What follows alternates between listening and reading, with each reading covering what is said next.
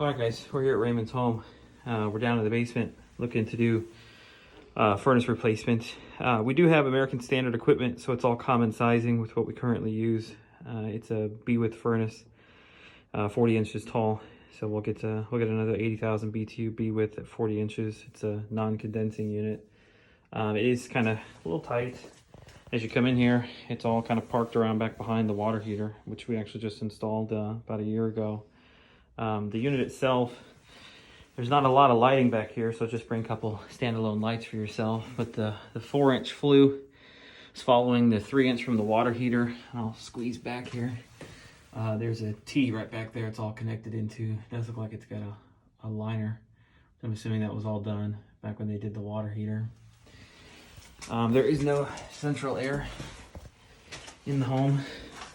So this is just a wrapped plenum. There's no coil sitting in it.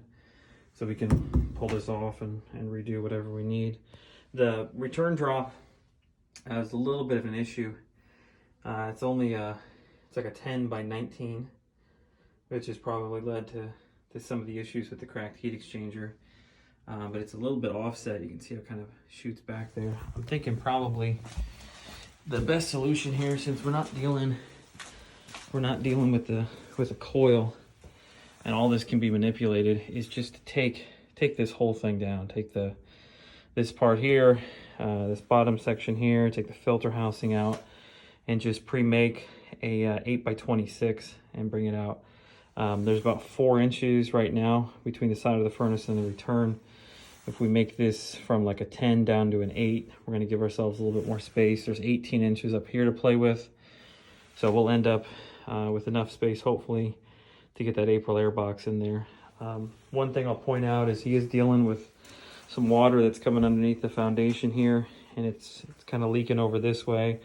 Just we don't necessarily want the return going all the way down to the floor. The unit's kind of sitting up on this little platform here, so I'll measure essentially from the bottom of that return up to the return duct right there and give you that measurement. And then I'll also measure from this seam down as well on the checklist. This little shelf right here is going to be in the way obviously if we end up making this a little bit wider.